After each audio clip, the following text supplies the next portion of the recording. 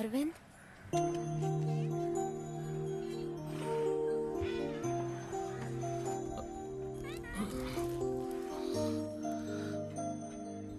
నన్ను వదలవా నువ్వు? వదులుకోలేను. ఏమా అన్యాయం అమ్మా ఇది. ఈ రాత్రి అంతా నిద్రపోలేదు. ఈ ఊరు వచ్చినప్పుడు నుంచి ఇలా పిచ్చోళ్ళగా అయిపోయాడు. నాతో 1 hour వస్తావా? ఇట్టరమ్మనే తీసుకెళ్లి అట్టేటా వదిలేసావు. మా అరవింద్కి ఏందమ్మా లోటు? నువ్వు మాట్లాడుకో. ప్లీజ్ 1 గంట నాతో బయటికి రా. రే వెళ్ళిరారా. మీరెళ్ళి బండి దగ్గర ఉండండి, నేను పంపుతాను.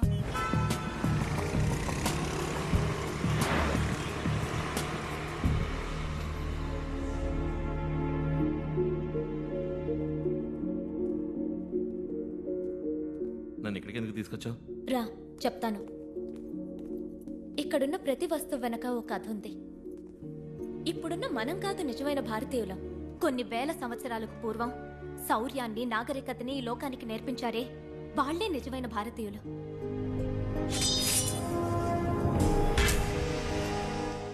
ఇది మ్యూజియం కాదు, ఆ మహానుభావుల స్మారక సౌధం.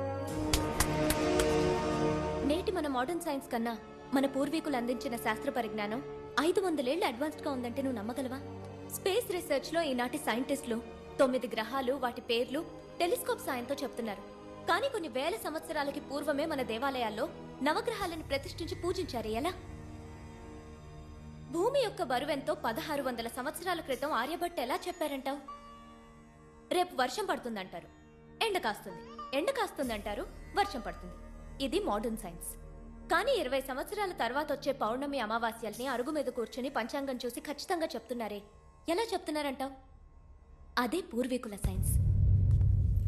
ఈ మహాగ్రంథాన్ని చూడు.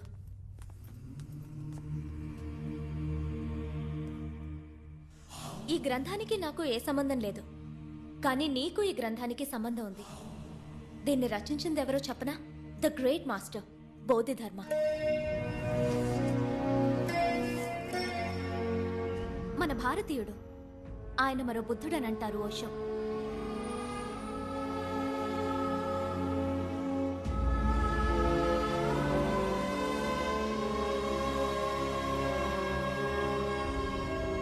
ఈ మహాగ్రంథంలో ఏముందో తెలుసుకునే ముందు మరో చోటికి వెళ్తాన్రా.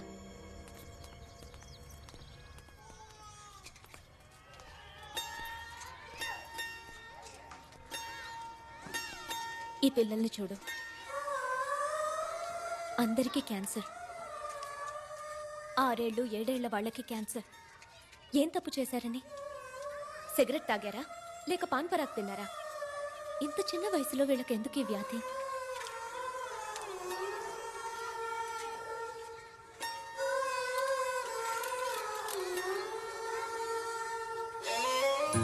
వీళ్ళందరూ mentally challenged children.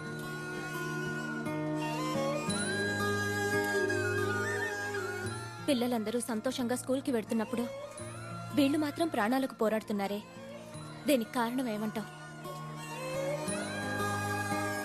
Genetic disorder, జన్యు సంబంధిత లోపం.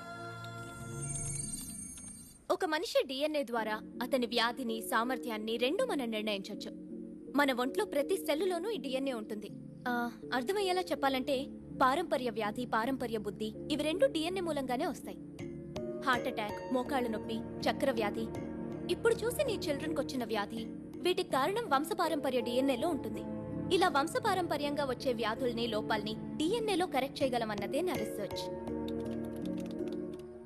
ఇంకో ముఖ్యమైన విషయం, నేను రీసెర్చ్ చేసే ఈ డిఎన్ఏ మూలంగా మన పూర్వీకుల శక్తి సామర్థ్యాలు తిరిగి మళ్ళీ రప్పించగలం.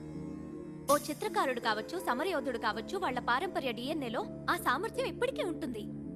దాన్ని ప్రేరేపిస్తే మనం వాళ్ల పారంపర్య సామర్థ్యాన్ని తిరిగి మళ్లీ తీసుకురావచ్చు.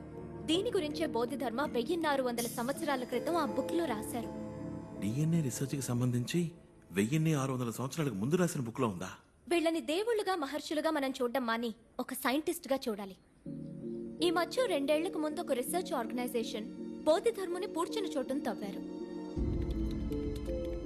ఇటు చూడు, ఎంతకాలమైనా చెడని విధంగా పూడ్చబడిన బోధిధర్ముని తల వెంట్రుకలు, పళ్ల మూలంగా ఆయన డిఎన్ఏ దొరికింది. ఇది నేను ఇంటర్నెట్ లో చూశాను.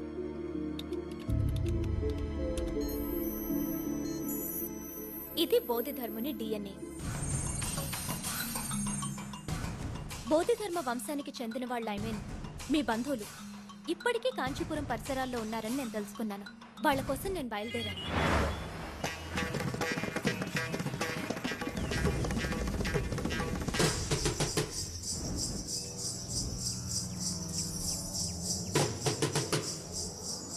బోధిధర్ముని డిఎన్ఏ ప్యాటర్న్ మీ బంధువుల్లో ఎవరికన్నా మ్యాచ్ అవుతుందేమోనని అందరికీ రక్త పరీక్ష చేసి చూశాను.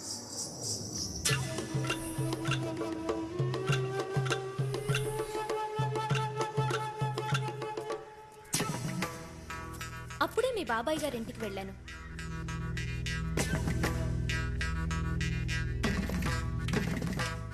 ఆ ఇంట్లో నేను అద్భుతాన్ని చూశాను. బౌద్ధధర్ముని పోలికలతో ఉన్న నీ ఫోటో అక్కడుంది.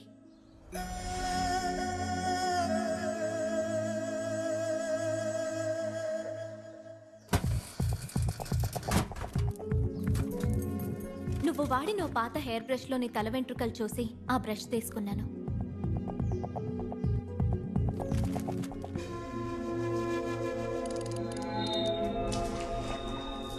నేను ఊహించినట్టే నీ డిఎన్ఏ ప్యాటర్న్ బోధిధర్ముని డిఎన్ఏ ప్యాటర్న్ 80% మ్యాచ్ అయింది. ఆ తర్వాతే నిన్ను వెతుక్కుంటూ వచ్చాను.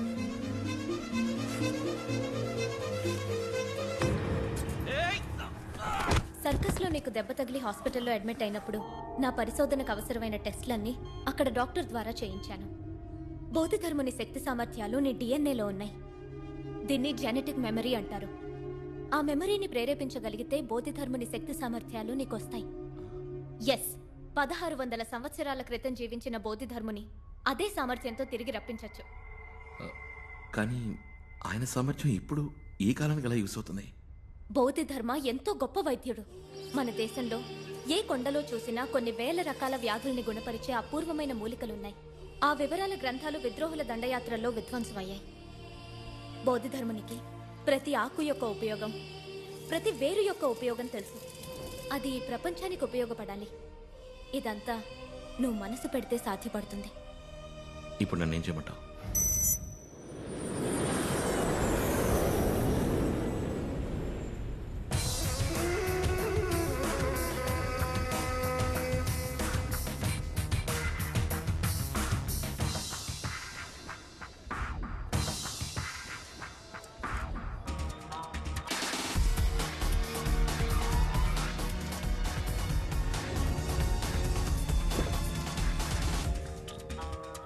Welcome sir.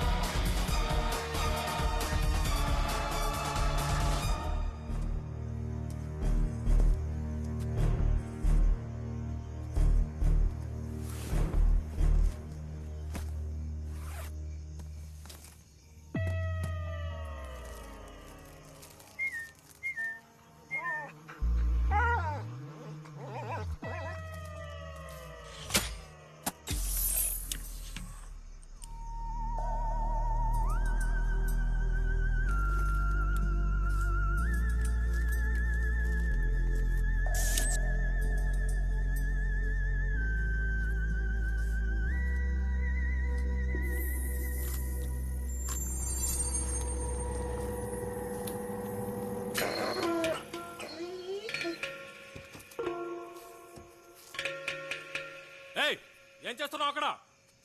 రేయ్, నిన్నేరా?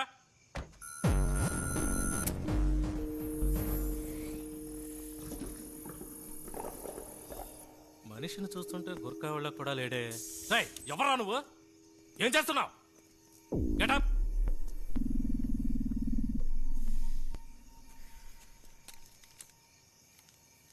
ఇదేంటో చూడు. సిరంజ్, మందు, gloves, box.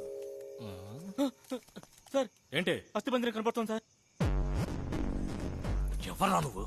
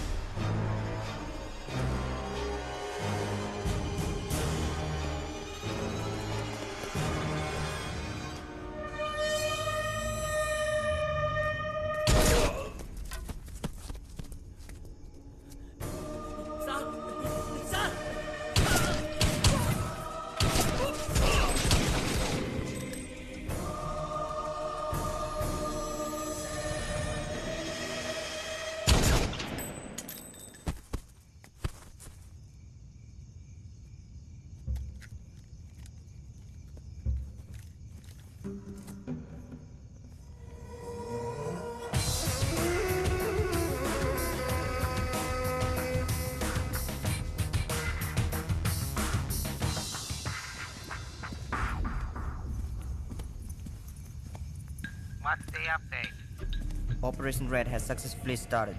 Any victim? 9 policemen. What about the girl, Suba? I'll kill her tomorrow. Bodhidharma should not come again. Bodhidharma will not come again.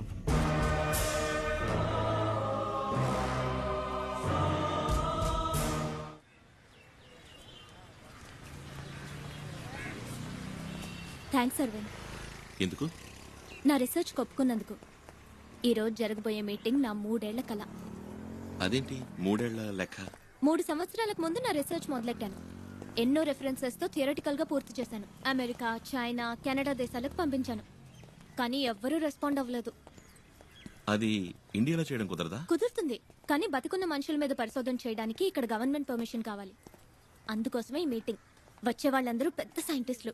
అయినా నా రీసెర్చ్ గురించి స్పష్టంగా ఎక్స్ప్లెయిన్ చేయగలను. You see, such researches are conducted only at the American Society of Human Genetics because there are a lot of laws involved in conducting a research on human beings. Yes, theoretically, your research is perfect. Thank you. Let's see what the other scientists think about it. Okay. ఈయనే professor Rangaraj. World లో సైంటిస్టులు అందరితోనూ link ఉంది. నన్నెంతో encourage చేస్తున్నారు.